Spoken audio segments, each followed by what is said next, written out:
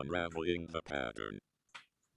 If you want news and rumors that appeal, welcome you. Unraveling the pattern. If you want news and rumors that appeal, welcome you. Unraveling the pattern.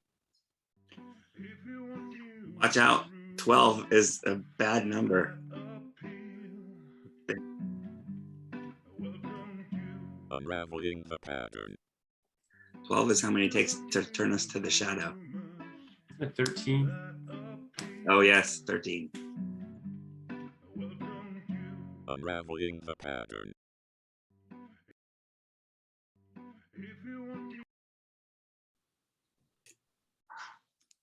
Is it working? No, because I don't have Zoom up. This is how professional I am.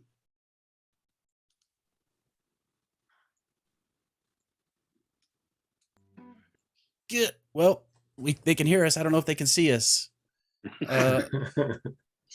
Because Zoom stopped working for a second. So let me just fix this really quick. There we go. Hey, we're here. We're live. Oh, boy. Hey, Peter Nikolenko. Nice to see you. Peter is awesome. He does some 3D models and stuff, and he's done some 3D models of weapons for me, as well as some really cool animated little short clips that I've used in some of my videos. Anyway, hi, everyone. Thanks for joining us. I know this was totally impromptu. Rob from Weekly Will News and I wanted to start doing some sort of podcast style live stream thing where we talk about the episodes, kind of like initial reactions and stuff. And we're both fans of a band called They Might Be Giants. And so we wanted to call this They Might Be Darkfriends. We think that is fun and fits on brand, considering that, Weekly Will News, you guys say, if you don't believe it, you're a dark friend, right? And my goal is to unravel the pattern. So I got to be a dark friend. But I've also, joining me are two guests, two longtime friends of mine. And I'll let you guys each introduce yourselves. And Rob, I'll let you introduce yourself as well. So let's start with Treebeard. You want to introduce yourself? Yes, thank you. I am Robert. That's my first name, but we'll not get confused because Rob will go by Rob and I go by Trevor Treebeard for the purposes of this stream anyway. And yeah, Lauren and I went to school together. He was a grade above me, and my brother Stephen will talk to you a little bit about that because they were in the same grade. But we had a lot of fun together in high school playing Ultimate Frisbee and talking about nerdy stuff like Wheel of Time and all that good stuff. So yeah, we've been friends for a long time and it's exciting to be here. Thanks for inviting me. Glad to have you. And Steven, who are you? Yeah, Steven, I'm Robert's older brother by a few years. But yeah, likewise, been friends with Lauren for too long. Golly, decades. So yeah, I can. This is a continuation of what we began. Who knows how long ago? I remember getting hung up on like talking on a street corner or something like that, walking home from school and just talking Wheel of Time for hours. Yeah, we did. Theorizing about things. And you were mentioning that you would come over to our house and go downstairs and peruse the forums. Yeah, before my family was cool enough to get internet, you guys had internet. This was probably like late 90s, like 1998-ish, around there.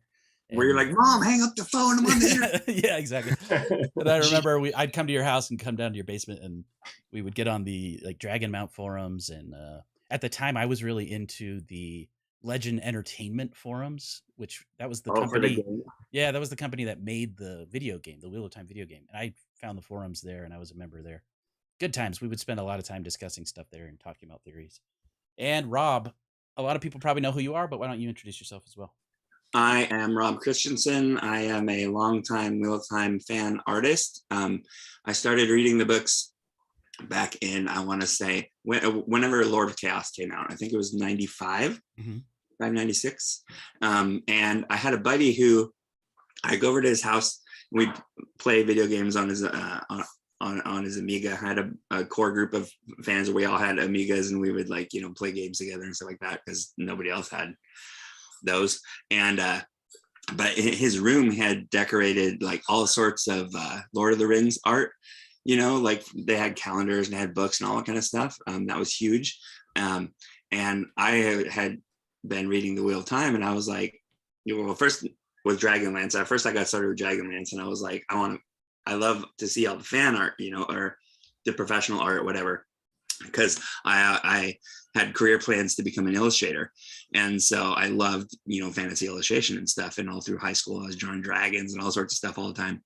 When I got into The Wheel of Time, then I noticed there wasn't a whole lot of artwork. There wasn't a whole lot of, not even professional artwork, except for like the covers of the books, and so I was like, well, I looked around, the internet was new, the World Wide Web was brand new, like I think at the time it was still, Usenet and FTP were the main things. You didn't know what a picture was until after you downloaded it, Yep. and stuff like that. Just waiting for it. Yeah. And so I was like, well, screw it, I'm gonna start making my own stuff then, because I had already been doing a lot of 3D art as a hobby. I used to use Bryce, KPT Bryce a lot for doing like environments and stuff like that. And so I was like, okay, I'm gonna start doing some stuff based on The Wheel of Time, and putting it up on the Usenet, to just throw it out there and see if anybody resonated with it or whatever, what anybody thought. And I started getting like a following, and it was kind of crazy. And I was like, you mean there's other people besides my friends who know about these books, and so it was really cool. I had done a few images, like just, dicking around with trying to build the White Tower and stuff like that. And I did a Waygate once, and that was kind of fun. But basically it was like, I would do that stuff. I was working at a grocery store at the time, and I was going to school in the evenings, and I started art school. And so I would I would work on getting these 3D scenes set up and stuff like that, not knowing how they were going to turn out, except for the little preview thumbnail that would render up top. And so I'd start it going, and then have to leave for work. And hopefully by the time at the end of my shift, the thing was done rendering and I could see it and whether I need to do it again or whatever. So that kind of stuff took a lot of time, but it was a lot of fun. And yeah, I found, I started finding like, other, fans of the art and stuff like that. And so, people were asking me if they could use my graphics on like the Watt Mud and stuff like that back in the day, for their graphics and stuff. Because like I said, the World Wide Web was brand new, like a graphical interface to the internet is so cool. Yeah. And I'm totally dating myself here. I've gray in my beard now, but well, so I remember finding some of those images online. I remember seeing like your images of Dragonmount and Luz Theron, like getting hit by the beam of light. I've used some of those images in my videos, and I remember when I was going to find credits for those, I saw your name and I was like, is this the same Rob Christensen who does Weekly Wheel News? And yep, you've been around for a long time. I probably saw those originally back in the 90s when you made them. Yeah, Age of Legends, man. Yeah. So yeah, it was like, so that one, that was cool. That was like that was one of the first images where I like saw the picture in my head before I did it. I wasn't just playing around and seeing if it looked cool or not. Like I saw a picture in my head, and so I was like, I have to recreate this and figure out how to do this and stuff. And so I'd gotten this app called Poser. At the time, it was like a 3D figure, rendering thing, and you could import the DXF files into Bryce and and use figures in your environments and stuff. And I had this picture with a really dramatic angle in my head and stuff, and it actually came out really close to my vision. I thought that was really cool. And at the time, I want to say the Legends Compendium of short stories had just came out, and it included the first version of New Spring. Yeah, like the 80 he wrote the whole short. Yeah. And so I went to a book signing at the University of Washington and met Robert Jordan, and that was awesome. And I brought him a print of that, and I gave it to him, and he was taken aback. He thought that was super cool. And I was just like, I just want to give you something back because I love your stories and stuff, and just, you only get a couple 30 seconds or whatever to chat with somebody in these big long lines. But I just thought that was awesome. And I still wonder to this day if it's like in the room of all of his stuff, that they ended up having to move and things like that, that it probably is there somewhere. Talk about going to his offices and seeing his archives and all that kind of stuff. And so I just wonder if that's stashed in there somewhere. I bet it is. That's so cool. I remember being really disappointed that he never came through Utah to do a signing, at least not that I remember. So I never got to meet Robert Jordan personally, but the three of us, Robert, Steven, and I, we were fortunate enough to go to the midnight release parties for the. Or Steven, I don't remember. Were you at all of those? Maybe you weren't at all of them, but I know Robert was there with me for a couple of I was them. there for the very last book. Yeah, but Brandon Sanderson lives nearby where we all live, so we got to go meet him, go to those midnight release parties. That was really fun. That's the first time I met Matt Hatch as well from the Dusty Will. Was at one of those signings. So, well, cool. Thank you guys for being here. So, this is what I was thinking we would do. I just want to kind of talk raw reactions and thoughts about the latest episode. Of course, we're going to be spoiling anything Wheel of Time. This is not for new fans of just the show. If you're wanting to avoid book spoilers, we're going to talk about book spoilers. We're going to talk about anything and everything. And I probably should put some sort of spoiler warning on the screen, but I'm not professional enough for that. So this is what we get. So I'm warning you now, if you're watching this live stream, there will be spoilers for all of the books. But the main focus is we're going to talk with chat. We're going to answer some questions. We're going to discuss things we liked or disliked about the show. And to do that, I have a spinning wheel that I need to find here. Nope, that's not it. That's not it. Here it is. Spinning wheel. This is the Wheel of Time. This is the wheel that weaves. What we're going to do here is we're going to spin this wheel. Whatever category it lands on, that's the thing we'll discuss for a bit. So let's let the wheel weave. I'm going to spin it. I got to make sure that it shows up on the stream before. Okay, it's there. Ready? Here we go. Spin the wheel.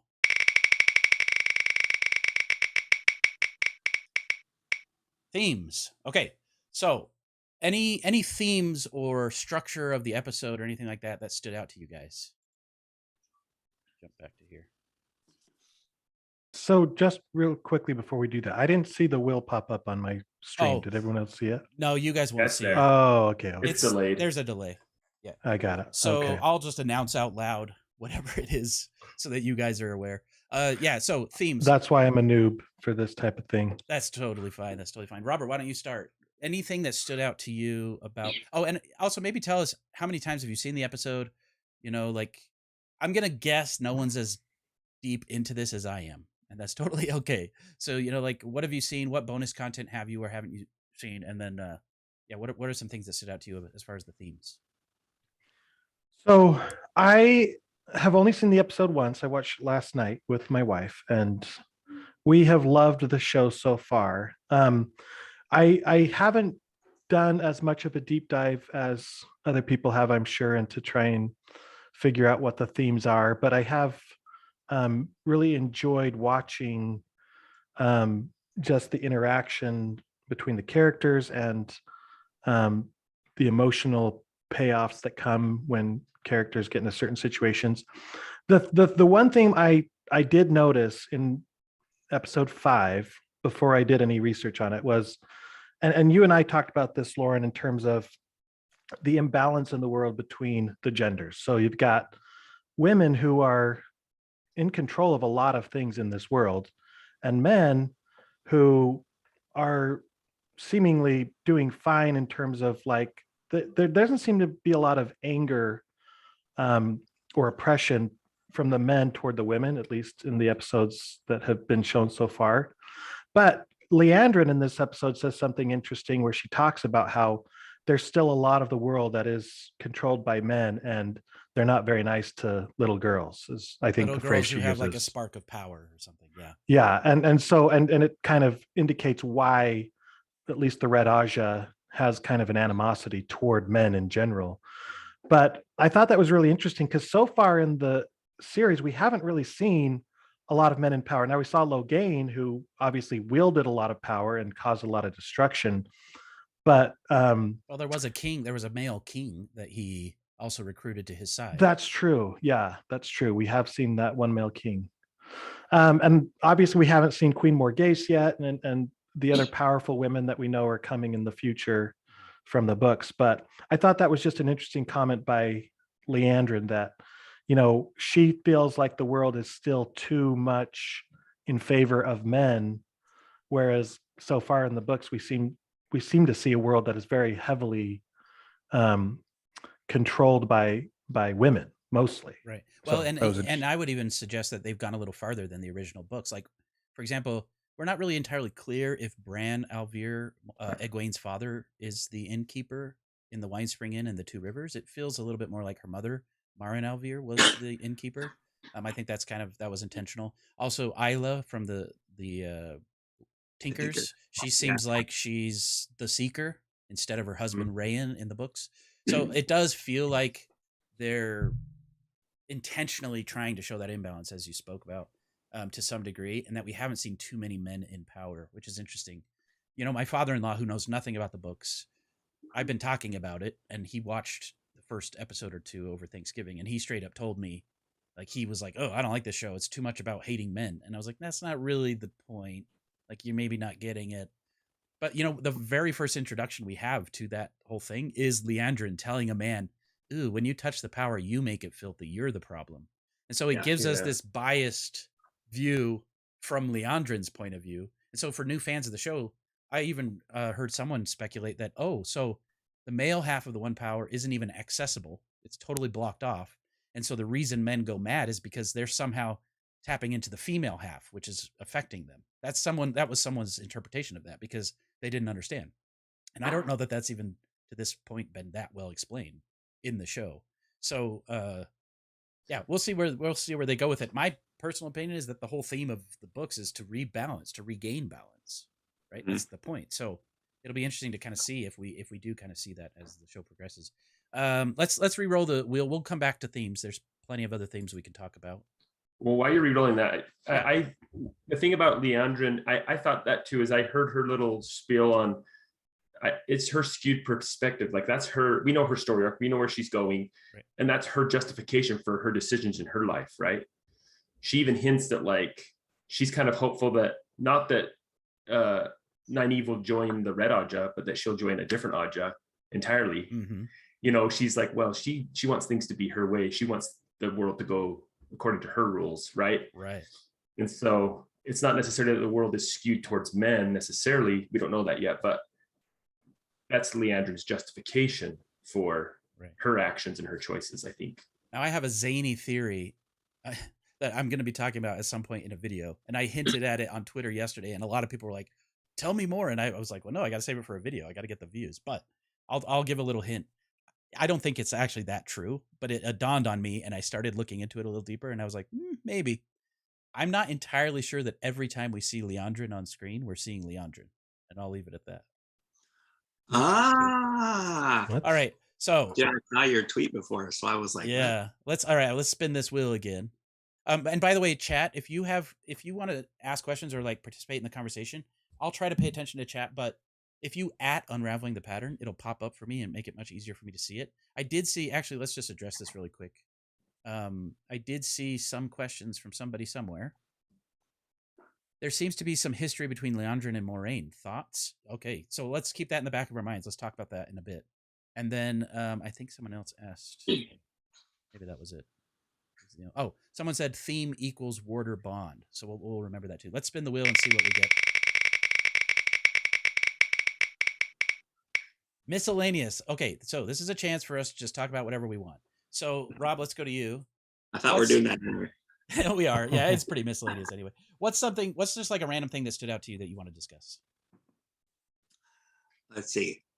You know, I heard somebody had mentioned on Twitter that, and I don't know if any of you guys are veterans. I'm not, but it was a really good angle that they had noticed with Stepan after Karene died, you know, and how he was dealing with that trauma, and, you know, eventually, you know, supposedly took his own life and stuff like that. And so we did a spoiler warning, right? So yeah, spoiler warning. Yeah, for sure. So yeah, so that was pretty interesting. And I've had a lot of people ask me, I mean, that's one thing that we can discuss.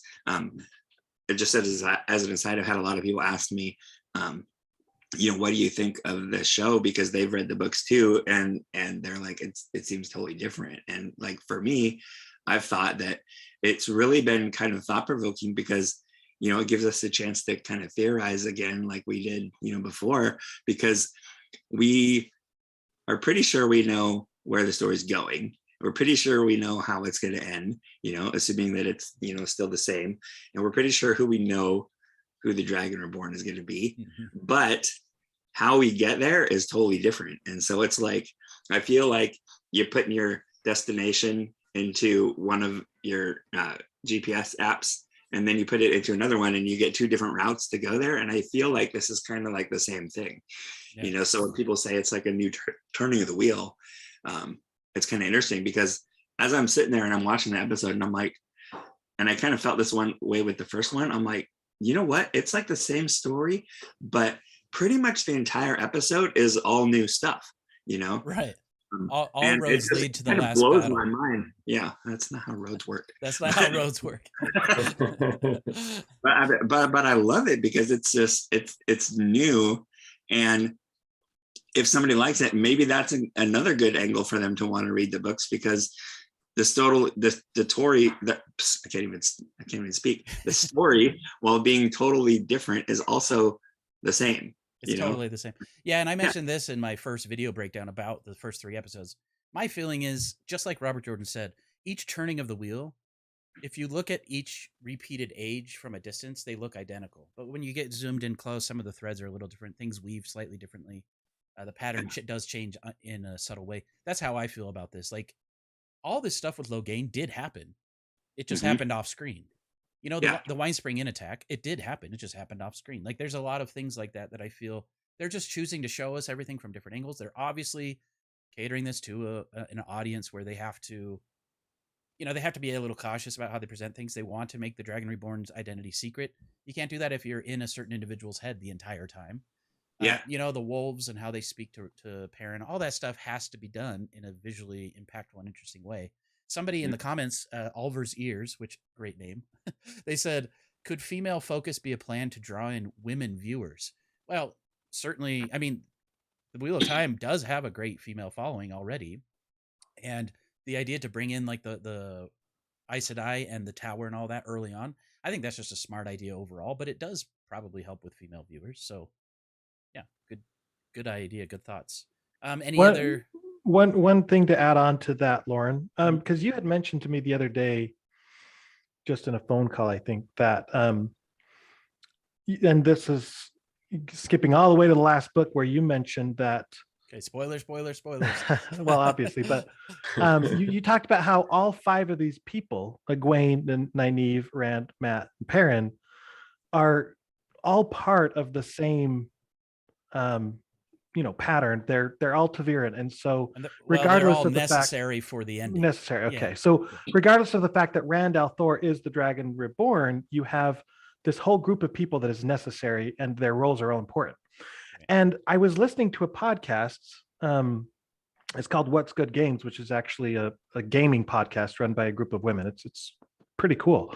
But the host is a huge fan of Wheel of Time, so she was talking about the books. And as she was describing the books to the other people on the cast who hadn't read it, she said, so in the show, it's not clear whether they're going to make Rand al'Thor the Dragon Reborn. And I'm like, well, obviously they are. I mean, that's not in dispute. They're just trying to leave some mystery for new people. But then I thought, is there a possibility that they don't make Rand al'Thor the Dragon Reborn because all 5 of them are so critical to what's happening anyway, that does it really matter that Rand al'Thor is the Dragon Reborn? So speaking of bringing in these women viewers, because that was one of the things she said, was in the movie, it could be a man or a woman, or in the TV show. Right. So is it possible that they would not make Rand al'Thor the Dragon Reborn, or that they would even leave it a mystery and not even reveal it by the time the show ends, because it doesn't matter. It only matters that the Dark One's defeated and that these 5 people together accomplished it. Well, I'll tell you this. The showrunner said in an interview, he said, book readers already know who the Dragon Reborn is. It's not a mystery to them. It's just, I figured as much. Fans.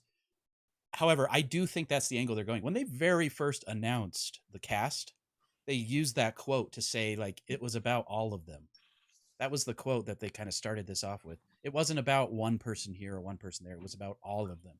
And I think that's kind of what they're going for. I also think that because they have hindsight, they know the ending of the books, they know the character arcs of each character. They're doing a phenomenal job, in my opinion, of being more true to the characters at the start than even the first book was. Because it seems like Robert Jordan sort of discovered who the characters were as he went.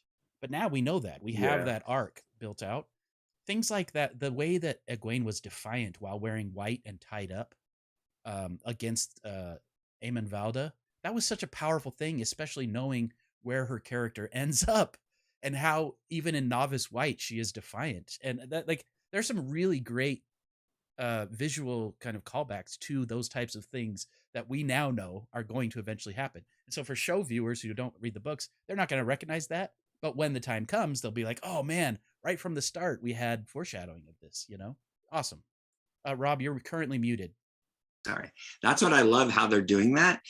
Especially, you know, I think it was Nynaeve had made the comment at the end of the episode, like, there's one thing I know about Egwene is that she's unbreakable. And I was like, yes. Yes. She is my, like, by far, she is my favorite character arc of the whole books. Like, such a great arc. And you know, I've personally been under the opinion that Egwene doesn't have to be Taveren to be awesome. nope. The fact that they're making her, most likely, I'm guessing it's her, that she's the fourth Taveren that Moraine mentioned, is fine. But in a weird way, it does a disservice to how awesome she is. I totally agree with that. That's how I felt too when I heard that. I thought, man, it made her stand out even more that she accomplished what she did by just sheer will, and not because the pattern was dictating her course. But you could also argue that it's her association with three powerful Taveren that even put her in that position, which then diminishes her in a way. And so I don't know, it's kind of a lose-lose. I'm interested to see how it goes. You could also say that Egwene's a bit of a Mary Sue if she doesn't have something like Taveren kind of guiding her, because how does like an 18-year-old girl become the Amerlin seat? You know what I mean? Like there's a lot of like, well, I'll just go along with it kind of stuff. And calling her Taveren kind of makes that make more sense. But anyway, let's move back to the wheel. What did we roll? I don't even know if I did roll. We could go on forever. We've been going about a half hour. So let's try to do some like rapid fire stuff. Oh, miscellaneous again. I'll spin it again. We're just going to get miscellaneous and respin over and over. That's what we got. Okay, respin. Let the wheel weave as it wills. Unless you don't like it, then force it to change. Okay, chat, Q&A. So someone in chat asked the question, do you think that there's a history between Leandrin and Moraine? Like a romantic history. So this is something that we can discuss. This is kind of theory areas at this point, because there's a few things we know from the books, right? We know that Moraine and Swan were, at least for a time, pillow friends. They were intimate to some degree. Okay. We also know in the show that there was an instance of Moraine saying Swan's name out loud when she was sick and sort of feverish. Okay. We know that Leandrin did that weird sort of, I thought it was a very awkward flirtation where she tried to like flirt with Moraine. Personally, I thought that was super awkward. And I think it was because, you know, Leandrin's gaining a bunch of, according to Alana, Leandrin is gaining a bunch of, what's the word? Influence. Yeah, with different people in the tower. And so maybe she's doing it in a weird flirty way. I don't know. It's awkward to me, but She might be Elida. I mean, if they're combining.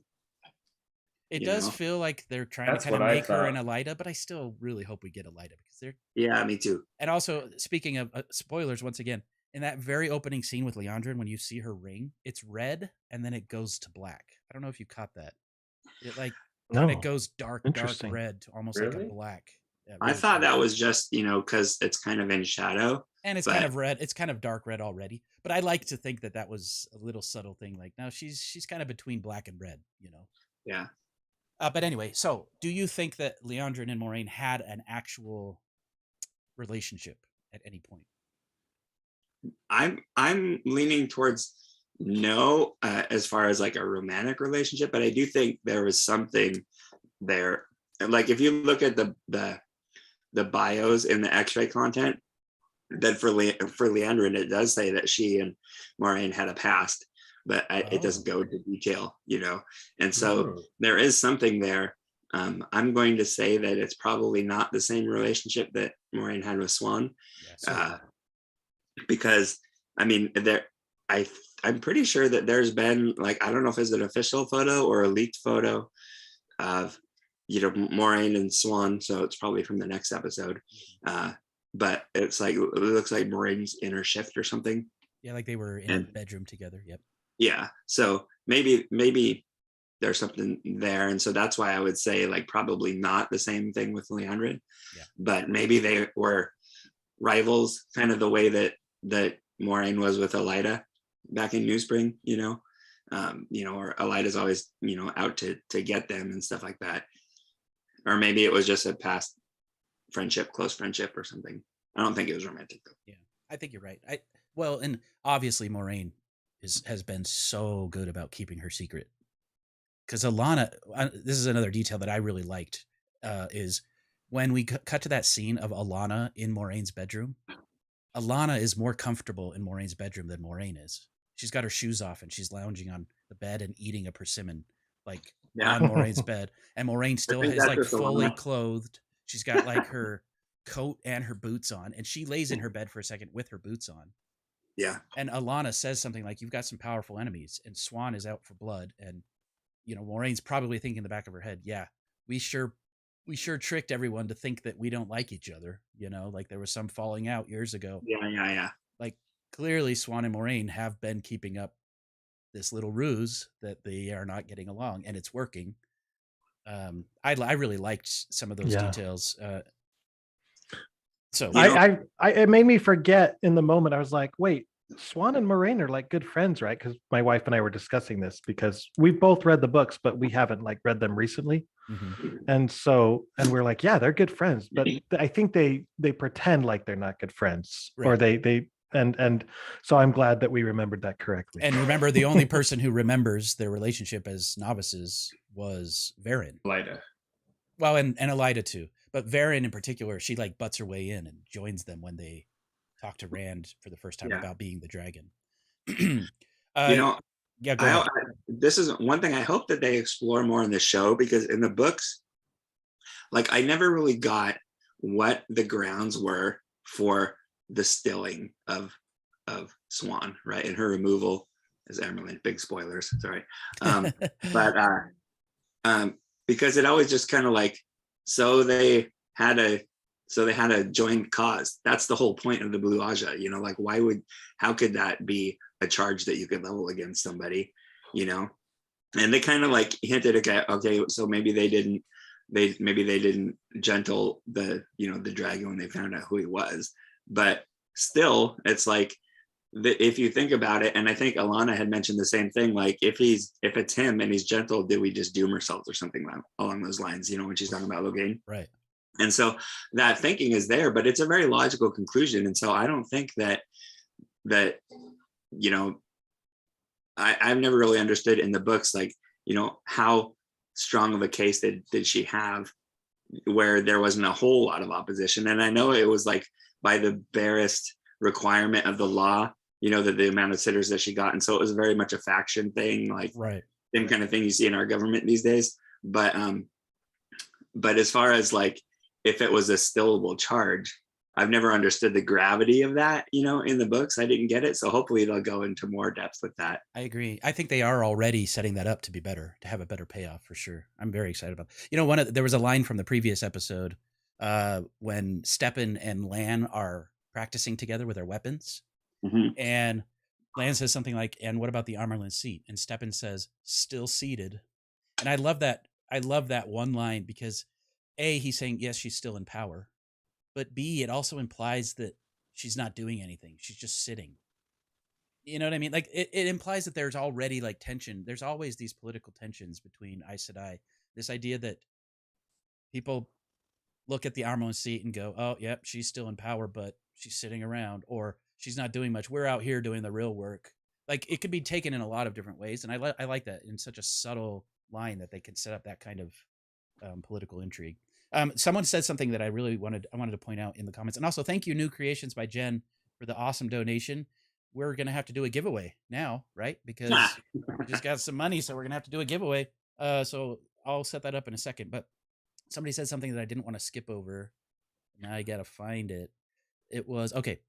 I made this comment on another creator's review on this topic. The creator states that this scene was intriguing, meaning the content creator. To me, it was an unsolicited sexual advance and a creepy power play. I could see that.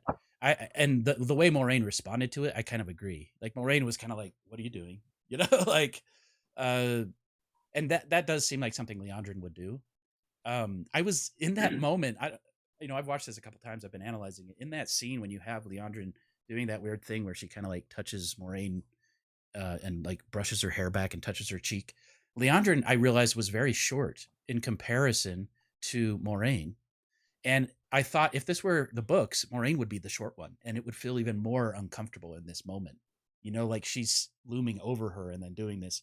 But it was actually kind of interesting to see Leandrin be so short and do that to Rosamund Pike. I thought that was kind of funny. I just had a light bulb come on. I just had a theory that and okay, so as far as I know, like, and again, I don't know if I said it since we've been streaming, but I've only watched the newest episode once so far, and so now I'm going to go back and rewatch it. But I don't remember if there was any VFX at that point. But I wonder if Leandrin was trying her little, mini her compulsion trick on compulsion. Moraine when she did her hair and stuff like that. I mean, surely she can't get away with that with Moraine of all people. Like, yeah, but I do love that idea. That's a great. I mean, if she could do it subtle enough where it didn't seem like political intrigue, but just, kind of like a Jedi mind trick kind of a thing, like, because Moraine, we all know, is like deeply steeped in Days Damar, like growing up in the courts of Carrion and stuff.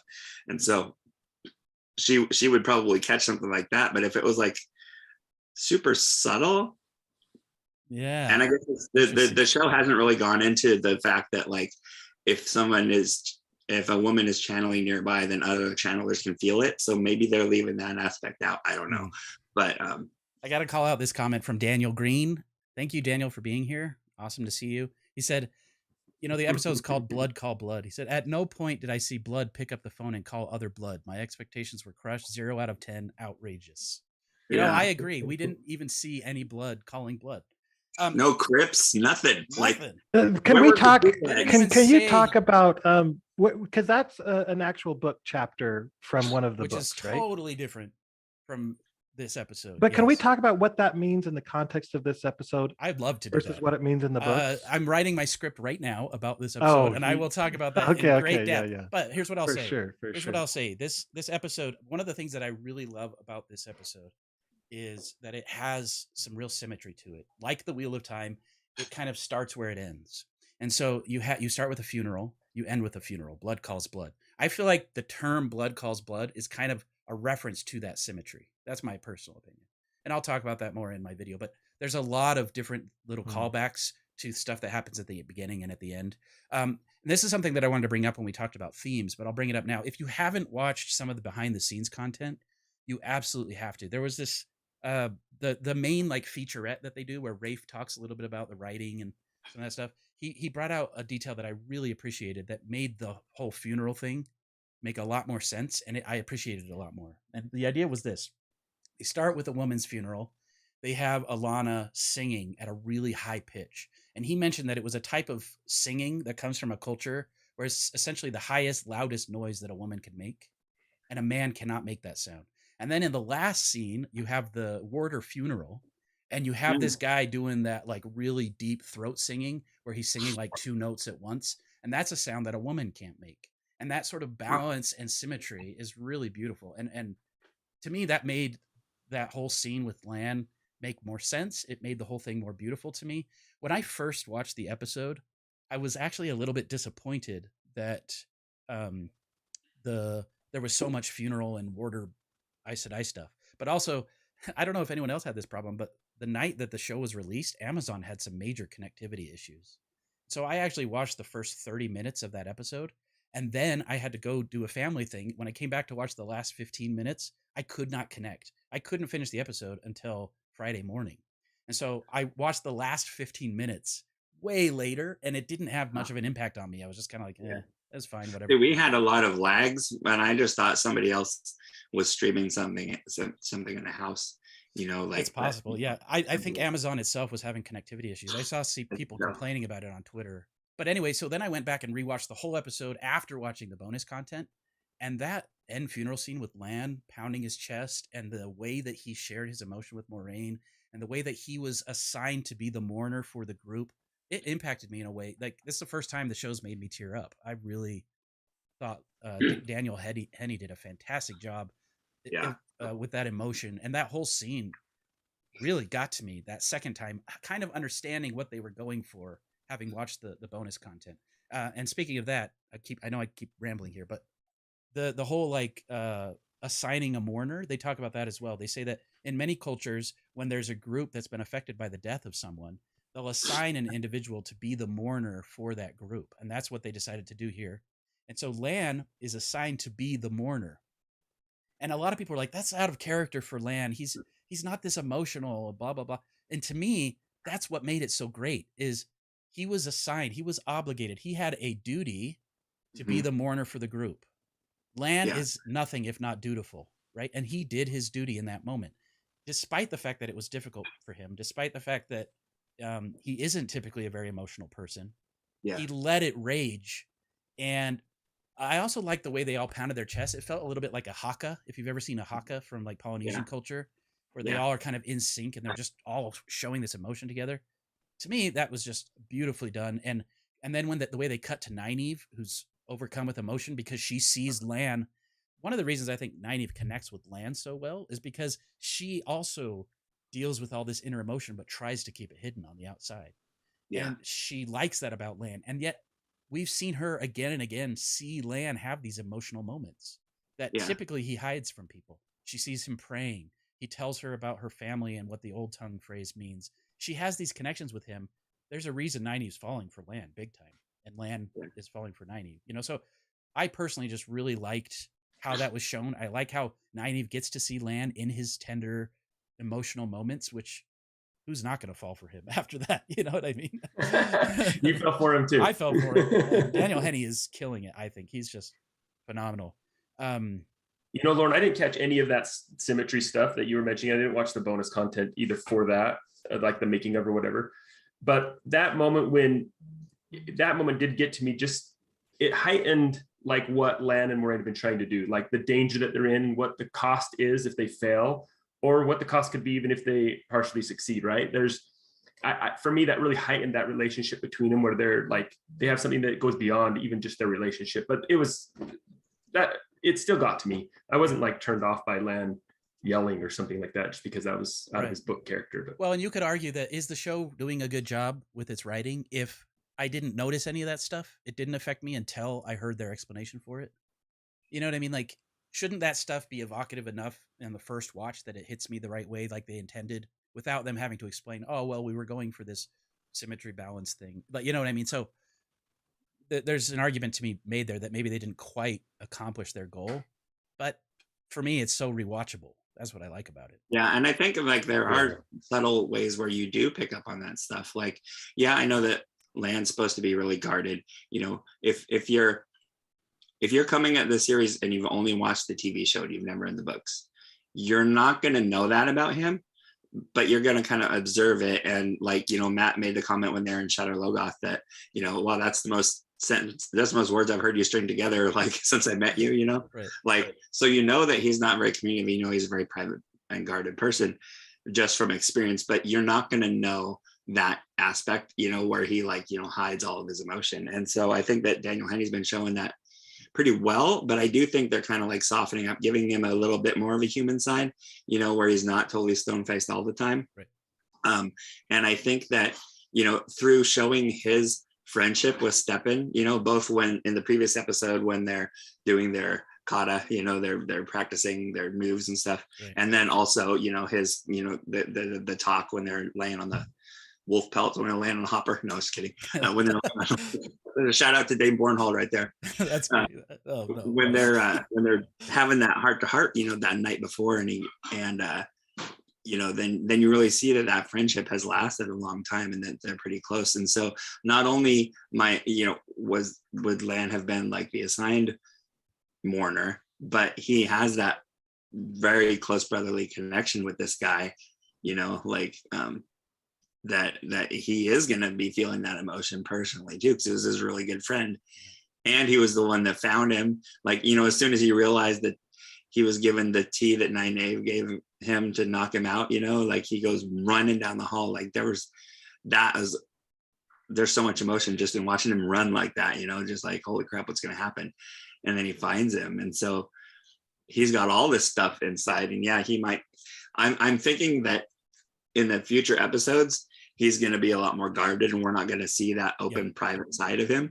Well, and You know, again, but every once in a while you see it. yeah, for sure. And we have to remember, the books give us a limited view through the eyes of one individual at a time. We get the unreliable narrator constantly through the books. They're trying to do away with that to some degree in the show. Just because Rand sees Lan as this super stoic, emotionless guy doesn't mean that he's that way. Nynaeve sees him very differently, and she falls in love with him. You know, and so they're showing us all those angles. They're not just showing us one. And I personally really appreciate that. Someone said in the comments, just because they're stoic doesn't mean they're emotionless. And I completely agree. If anything, Aes Sedai and warders have been working hard to keep their emotions in check. That's one of the things they're trained to do. So I personally really like that. We could talk on and on about this, but I want to talk about a few other subjects. Someone pointed out their only complaint in the episode is that we didn't actually see the moment when Nynaeve goes to the gardens and meets Loyal. You remember Leandrin says to Nynaeve, who I'm not entirely sure that was Leandrin, by the way, but she says to Nynaeve, hey, the persimmons are in season. Maybe you should head over there to the garden over there. Huh? Wink, wink. And then we cut to Loyal bringing Nynaeve into the inn where where Rand and Perrin are, or Rand and Mat are, right? So we didn't get that awesome scene. To me, that was actually well written. Like, we could connect the dots. We didn't have to see that scene, but it would have been really cool to see Loyal in the gardens reading on the tower grounds and then seeing Nynaeve see him. Anyway, there was another comment that I wanted to call out, and that is the term blood calls blood. Where does it come from? In book 2, The Great Hunt, so spoilers for The Great Hunt, after Faldara is attacked and Padan Fain escapes from his prison cell, there is blood splattered all over the walls, and in Trolloc script, there are all these obscenities and terrible things written all over the walls. There's essentially a dark prophecy written in blood with a more clean hand. They assume that it was either Padan Fain or a Fade who wrote it. And in that prophecy, it says, daughter of the night, she walks again. Blood feeds blood, blood calls blood. Okay? Daughter of the night is Landfear. So I am pretty convinced that Landfear made an appearance in this episode. I'm pretty convinced. Well, that's your Leandrin's not Leandrin That's theory. my Leandrin's not Leandrin theory. Now, it's not that strong of a theory because I actually prefer that scene if it is Leandrin, because it gives Leandrin some interesting backstory about saying that, you know, men don't treat little girls with power well, but that also is something Landfear would say. You know, Landfear was very resentful towards Lews Therin. He was a man in power. And the way, if you watch that scene, assuming that moment Leandrin is actually Landfear, it actually does a lot to explain Landfear's motivations. Especially because, so when I first saw the scene, I thought, oh, Leandrin suspects that Moiraine is dealing with a man who can channel. And she is trying to manipulate Nynaeve because somehow she has connections through the Black Aja. She already knows, because Padan Fain was there watching them, she already knows that Rand and Mat are in that inn. And she's trying to get Nynaeve to go over there so she can connect the dots for herself. This is the type of thing that Elaida would absolutely do, right? Elaida, not Leandrin. But now Leandrin, if she is taking that place, she is, I mean, it makes sense that this could just be Leandrin. The thing that doesn't make sense to me is if Rand and Mat are in a cage, which there are some visual metaphors for that. We see Padan Fain surrounded by bird cages. We hear him whistling. We feel in a way like Rand and Mat are kind of caged in Tar Valon right now. You know, if that's the case, why hasn't the cage been sprung, the trap been sprung? What are they waiting for? Is it possible that the Black Aja, the Darkfriends, the Fades, whoever's been chasing them all this time, is trying to get all 5 of them together first? I don't know. But I guess I just don't understand why Leandrin tried to get Nynaeve to go find Loyal so that Loyal would go to the inn, unless she already knew where the boys were. Does that make sense? Yeah. So that's why I think, oh, if this is Landfear, she's the one who's got an eye on Rand and Mat. And she's like, because Landfear was always, it was weird. She was always trying to kind of help throughout the book. She was helping the group get back together. She was giving them little hints. She was appearing in the tower as different people. And she was telling the girls, like, hey, have you checked the storage rooms? You know, but like it was also, like it was her idea for Asmodean to help teach Rand to channel. Right. Also. So it felt to me like this wasn't actually a plot by Leandrin and the Black Aja. This was a plot by Landfear to get the group back together. You know what I mean? I don't know. And you know what? Remember, and this was before this episode happened, so we didn't see the little Forsaken idols yet. But in one of the, I think it was in that Reddit AMA, you know, then somebody had asked about the Forsaken again, and like we haven't seen him yet. And I think in this case, Rafe's answer was like, "Haven't you?" or something. And so maybe your theory holds water, Right. you know, from that. Well, especially because Blood Calls Blood, the name of the episode, is when we first learn about the Daughter of the Night walking again. And so I like the idea that she appears in the very episode called after that. That makes sense. It's a little crumb for fans. Yeah. Stephen, Super did you fans like wouldn't know it if you hadn't read the books and read that prophecy. You wouldn't know that it was about Landfear. And we don't even know who Landfear is yet.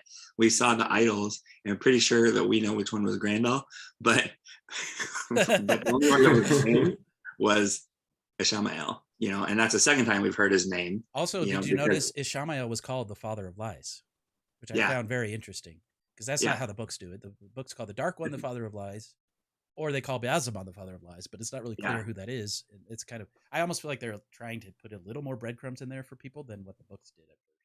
Yeah.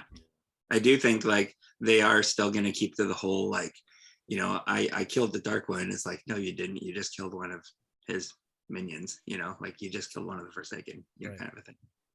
So and that kind of having that installed is kind of good, because you don't have to go there if the series doesn't get renewed for that many episodes. You know, you can engineer the ending so like, okay, yeah, that was the Dark One all along.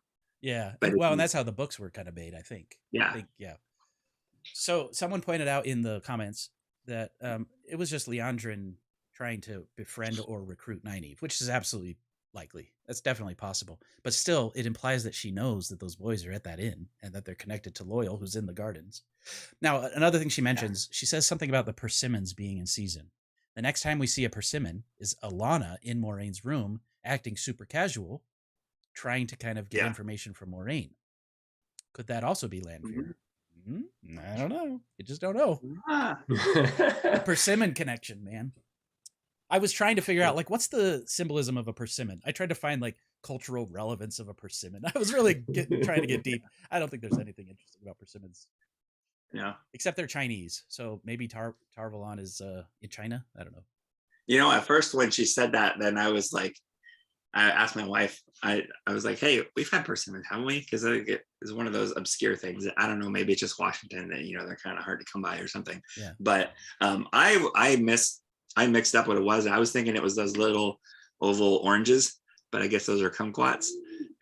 You know, that's what I thought she was talking about. And then when I saw her eating the thing, I was like, was she just cutting an orange tomato or something? You know, and I looked closer, I'm like, wait, that wasn't a peach, was it? Because peaches are poison. Don't eat the peaches. Don't eat a peach, Alana. But then afterward, I Googled persimmon and I saw it. And I was like, oh, that is the thing. Yeah, okay. I did the exact same thing. They're like an orange tomato. Yeah, well, peach pits are poisonous, supposedly, but in the world of the Wheel of Time, peaches are poison. Oh, they are? Okay. Yeah. Until Brandon Sanderson came along and was like, nope. And Brandon Sanderson made them unpoisonous through some miracle of Rand's or something. Really? Robert Jordan hated peaches, and so he made them poisonous. Oh, that's funny. That's hilarious. All right. Well, anyway, so we've talked a little bit about my Landfear theory. I was hoping to hold that in, but I just too excited about it because it's such a wild, zany theory, and I hope it's true. I even went back to every single scene with Leandrin and tried to see if she looked different in that scene, and I noticed that in every scene we see of Leandrin, she has her blonde hair in a braid, but one side comes down over the front of her. But in that scene with Nynaeve, her hair comes down on both sides in front. And I was like, I got it.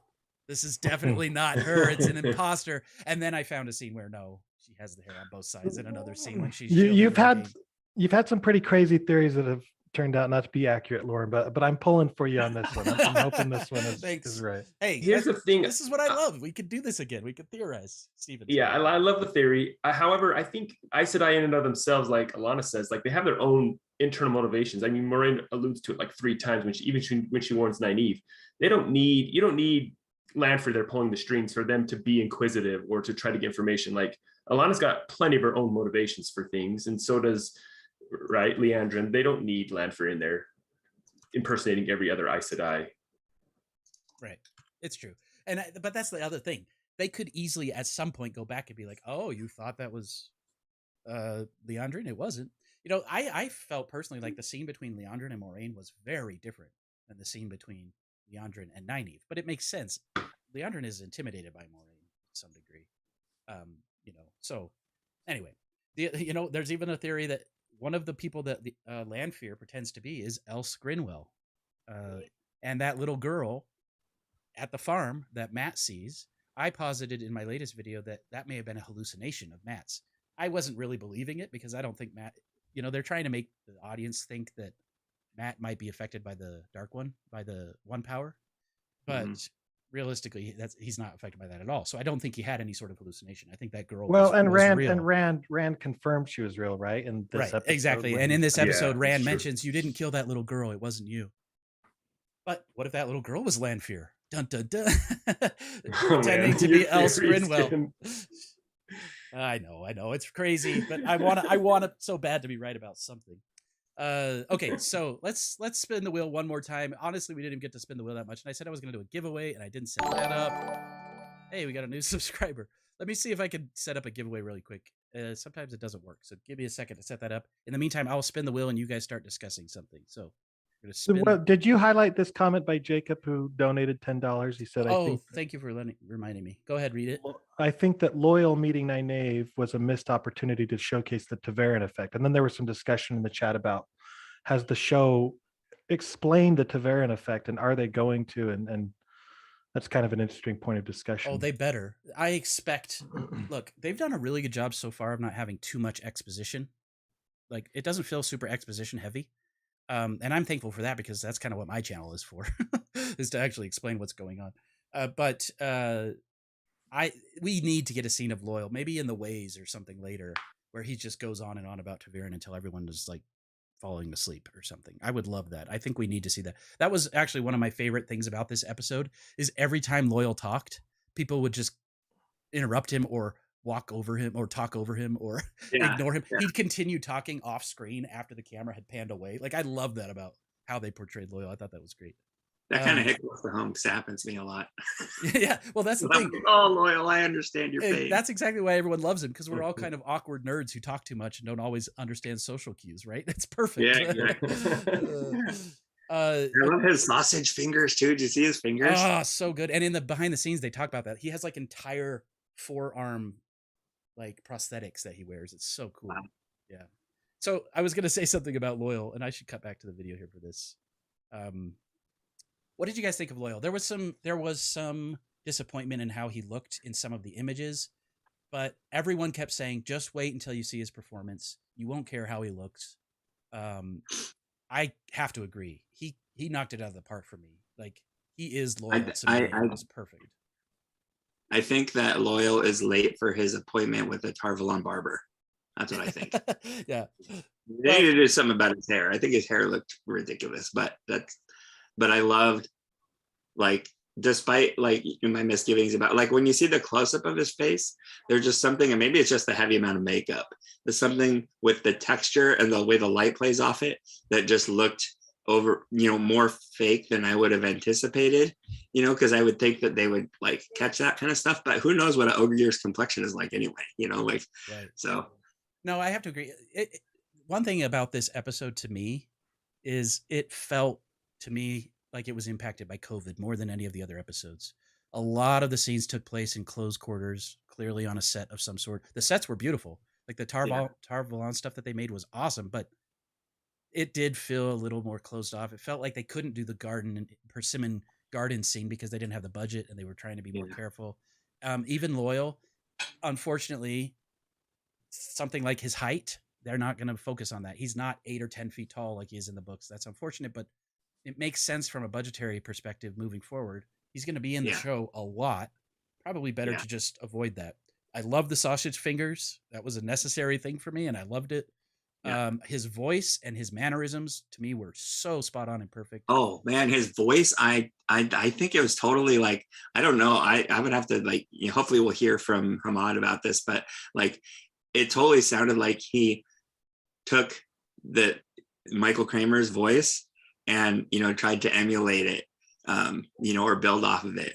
because like when I first heard him speak, I was like, is that Michael Kramer doing his voice? Like, no, it's Yeah, not. it was good. It was good. It was so good. And so like, I wonder, if Michael and Kate have seen it yet. I don't know if they watched the show, but I would love to hear like, what he thought of Ahmad's performance. Yeah, me too. I hope that that we get to learn a little bit more about that. I do think it is what it is, and I'm already on board with it.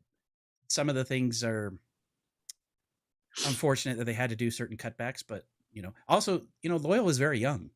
That little like curly hair, he almost looks like a teenager. Yeah. And I kind of like that. I kind of like that they made him young. Maybe other Ogier are actually also taller. Yeah. Like, who knows? He may. Well, plus, like, continue to this is grow. only the first time we see him. And maybe, as the production goes along and they get more money and stuff like that, maybe maybe they can spend more time on, whatever they got to do, Right. to kind of polish him and stuff. It doesn't mean that he always has to look like the first look.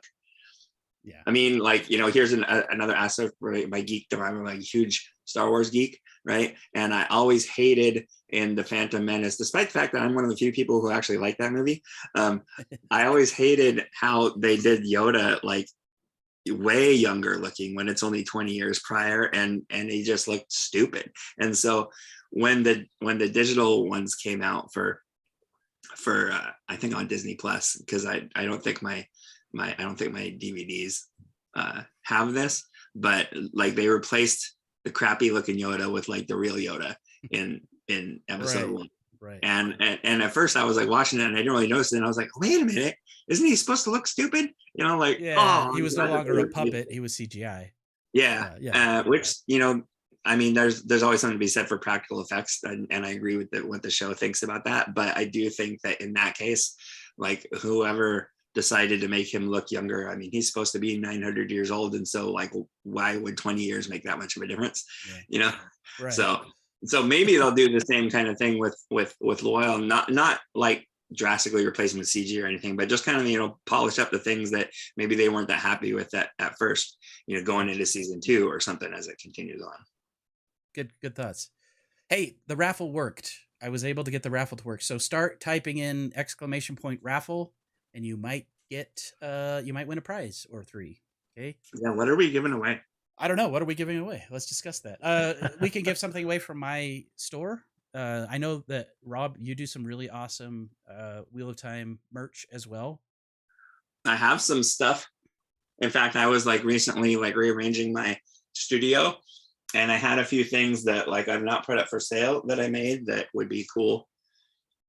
Yeah. So we'll how about this? We'll do a raffle and let people decide. Do they want something from Weekly Wheel News's New Creations by Jen stuff, or do you want something from my store? Either of us would be happy to give something away. It's the time of giving. That's what we're gonna do. That's right. All right. Well, this has been a pretty random conversation. That's what I like. It's just a bunch of nerds talking about the wheel time. I personally love that. The whole spinning the wheel thing didn't even totally work, but it was still fun. Why don't we just go starting with you, Robert, because you haven't spoken for a bit. Robert, what are some standout moments, or maybe like a favorite moment or something that you want to discuss from the latest episode or the whole show so far? So we didn't get to roll eyes and ears, and if we had, I would have mentioned that. I'll say one thing I liked and one thing I didn't. Yeah. I didn't like that they didn't show us Loyal's great ears. I would have loved to see. Yeah, and the droopy eyebrows too. I wanted to see more eyebrow hair.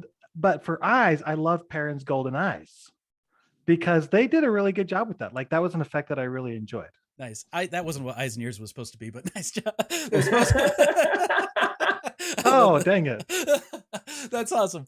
No, I know you do that. Eyes and ears was supposed to be like little Easter eggs and things we found, but I love it. I love that you talked about Loyal's ears and Perrin's golden eyes. Something related to Perrin's golden eyes. I noticed that they were sort of activated and then deactivated. Now, from another budgetary standpoint, do you think he won't have permanent golden eyes in the show? Do you think? I think he will, because didn't he have golden eyes when he was running away from the camp? Yeah. So in the books, I actually have a theory about this. I think that it was the torture and the trauma that he went through in the White Cloak tent in the books that kind of activated that in him to the point where his eyes went full yellow. And when Nynaeve and them rescue him in the books, she even says like, well, it doesn't look like yellow-eyed fever. it's something else. And Perrin is all ashamed because he thinks. But I mean, in he's the show, when painting. he left the camp, did he have yellow eyes? No, I can't don't think so. remember. In the show, I think it was kind of like they were activated at moments when he was being tortured and when the wolves were communicating, but then they kind of dimmed back to normal. Oh, I thought when he finally broke free of his restraints that they stayed yellow, and they were yellow for the rest of that scene. Maybe I'll have to go back and look. I hope I'd have to look again too. Me too. I think they looked awesome, and it kind of felt like that animalistic side of him, the wolf side of him, waking up, and it's just like in flashes at first, but then eventually it's like full blown. But it's another one of those things from a budgetary standpoint. Either you have to have your actor wearing contacts all the time, which can be frustrating and uncomfortable and problematic, and can look fake in close-ups, or you have to do CGI, which is a lot of work. And so I personally think that they're going to have him sort of go into wolf beast mode, and in those moments he'll have golden eyes, but it won't be 100% of the time. That's my opinion. We'll see how they treat that. Well, I love how like, contact. saw and he's like, "What are you?" You know? Like, yeah. Oh, that was great. By the way, did you guys catch that Eamon Valda mentioned the creator? He mentioned the creator, which I'm excited about. What did he say? He says something very simple, like the creator never meant for the one power to be touched by humans. The one power is from the dark one or something. But I like that, but B, I don't like that because they're introducing the creator through someone who's clearly an insane zealot. Like, like this idea that like, oh yeah, the creator is just something that crazy people believe in. We'll see how that goes. I'm curious to see how they're going to treat that. Real quickly, when Egwene channeled in that scene, that because I wanted to ask this. So that little ball of flame goes toward Eamon Valda. Oh yeah. Does it pass through him and then go to Perrin's restraints, and that's how Perrin gets released? No. So there's a few lines of thinking. Sorry, I keep interrupting. Anyone else want to say something about that? I wanted you to answer that because I wasn't sure. Or was it just Perrin like summoning his strength? Yeah. Okay. So, I'll tell you. There's sort of like three lines of thought. A, it looks very much like Egwene's fireball sort of puffs out before it hits him in Valda, or that it like maybe hits his chest and then dissolves. But there's no mark left on his cloak. And so many people think that he may have some sort of foxhead medallion type device that actually stops weaves. Because A, he's captured multiple Aes Sedai at this point. He says usually they've tried to channel by now. Meaning he somehow is confident. Somehow he's confident that he can't be hurt by Aes Sedai. He also is very confident that Egwene can channel. So does he have some sort of ter'angreal that helps him detect channelers? Because how else could he know? So the thought is, one theory is that Eamon Valda has some sort of ter'angreal or a perilous net like you have in the later books, which is multiple ter'angreal put together, that is giving him A, the ability to sense channeling to some degree, at least in women, or B, is even dissipating women's weaves. The other theory is that Egwene, it was just her first attempt and it was really lame. And she did a little fire puff and it just dissolved, because he kind of alludes to that. He's like, oh, well, that wasn't what I expected or something. He's kind of like, that was lame. But it does look like it dissipates before it hits him. And then I like that theory. That's great. Yeah, I like the theory about him having a device, but I also think Egwene did that on purpose as a distraction while she was fraying Perrin's ropes. It does show the ropes turning yellow or red, right? Or something like that. Yeah, and the one power is clearly burning away his bonds and hers, because she also breaks free in the same moment. We don't see that, but they both break free of their bonds. It's just she uses the little fire puff to kind of, in my opinion, just kind of distract him. I don't think she anticipates that it will dissolve the way that it does, but I do think she's doing it as a distraction. That's my take on it. Yeah, that's cool.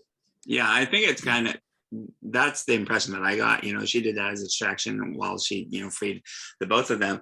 But the theory that maybe he has some sort of a channeling detector or something, like maybe that's what makes him such a good questioner, because he got all those rings. But also, like, because as I was watching it, I was like, why is he convinced that she can channel if he examined Moraine and didn't think that she was a witch? He didn't. Oh, I think he knew. I think he knew. As a matter of fact, remember he knew when he was feeling her finger? Yeah, absolutely. Jeffrey Barnhold was about to let them go, and then Valda shakes the rings. Do you remember that? He has the rings on his belt, and he like shakes them, and it's like a signal to Bornhold to let them search. And the thing is, I think Valda already knows who can channel in the group, but I don't think he can let on. Excuse me, because I don't think the other White Cloaks know how he's doing what he's doing. I think they would associate that with evil. They would associate him with the one power. That would be bad. He says, "You think I'm a man who keeps his own oaths?" Like, he implies that he's either a dark friend or he doesn't care about the White Cloak oaths. He only cares about finding witches, right? Yeah, So, that was another thing that there must be something there, because I thought that was kind of out of character for him, especially if he's a questioner, to imply like, well, he's not bound by the truth seeking that he does as a job. Right. Well, that's so the whole point, is. though. Are any of the questioners? The questioners constantly are using their moral superiority to justify evil actions. So to me, that does fit in line with a questioner. But most of the questioners are also probably dark friends.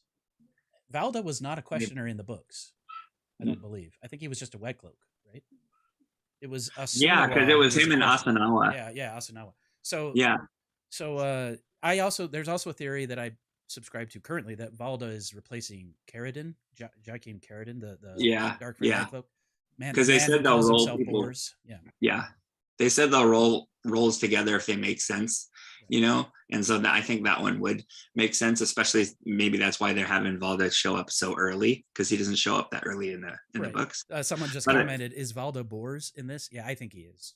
I think that's what they're going with. But there is, like, I also wonder, I was thinking about this the other night, is that we've seen, and it's only been a few episodes, right? Like, we've seen a lot of Valda, you know, to kind of build up, you know, his sinister aspect of his character, right?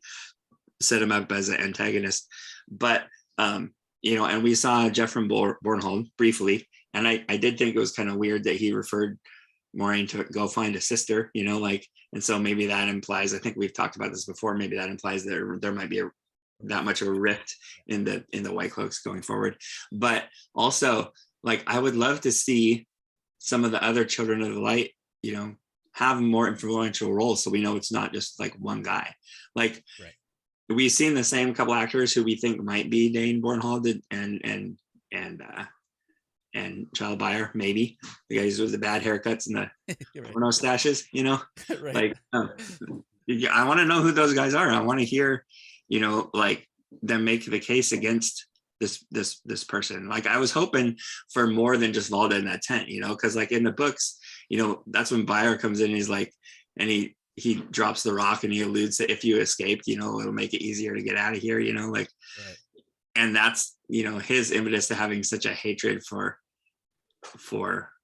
Perrin, thinking that he's a dark friend, you know. Like, I don't know, I wish that we had more White Cloak intrigue beyond just the one guy, is all I'm saying. I'm sure we will. I mean, we've already gotten more White Cloaks than we did in the first book, so there's more to come, I'm sure.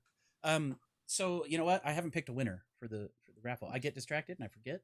So I'm gonna close entries. Actually, I'm gonna give everyone like 2 more minutes to put in your entries. If you haven't put in !raffle, then how dare you? No, go ahead and do that, and then I'll close entries in a minute.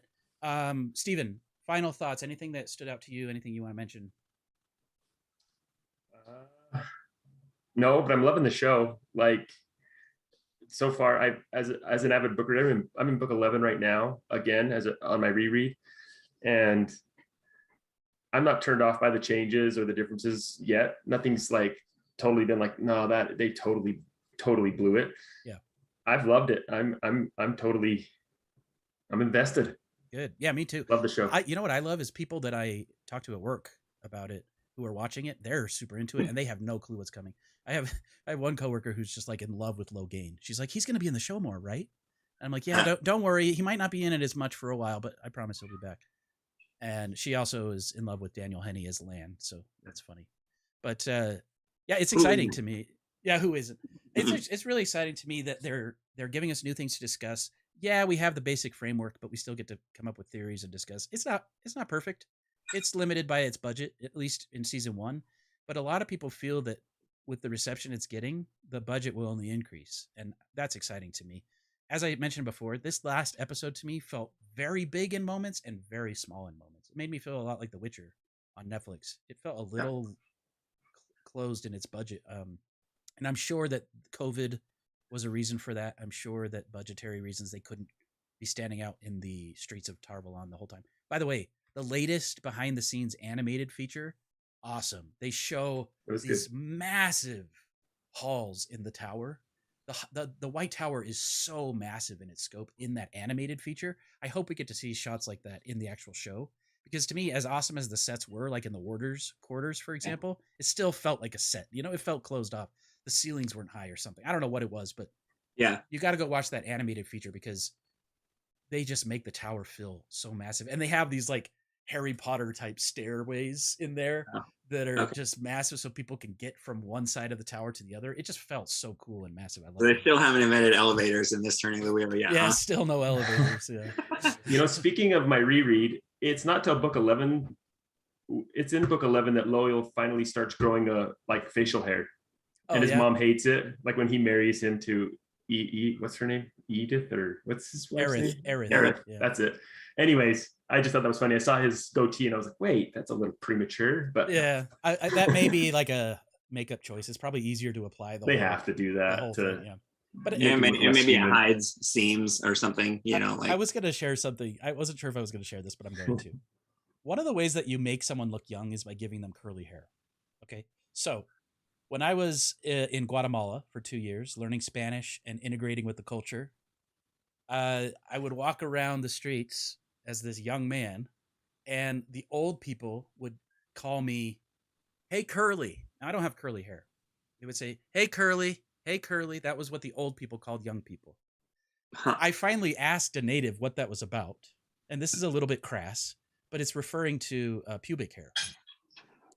So this idea that you're young, this idea that you're young, you've got curly hairs. Okay, this was a common thing that old people in Guatemala called young people. And so when I saw that curly mess on Loyal's head, that was literally the first thing. And I'm so sorry to my viewers, no. but that was the first thing that came to my mind. Is they are trying intentionally to make Loyal look like a young man who's just becoming a man. Like and I don't know if that was their intent or not, but the like really over the top permed bright Yeah. blonde hair to me felt very much like they're trying to make him look like a young Ogier. So I cannot wait to see Ogier with really gray hair and long beards. I think that's going to look really awesome. So It kind of gives me a feeling of you like, you remember back in high school, you go to school, like some guys would just think they could grow a beard and it would just be like all patchy and transparent and fluffy. And you're just like, just knock that thing off, man. It looks terrible.